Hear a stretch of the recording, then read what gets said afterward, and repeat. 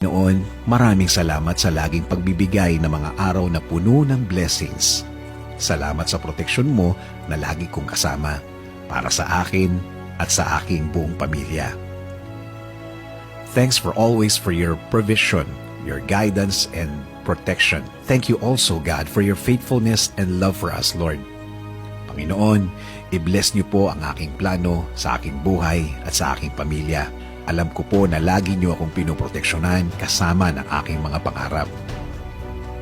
Panginoon, hindi po ako isang perpektong tao at alam ko po na hindi rin perpekto ang aking plano.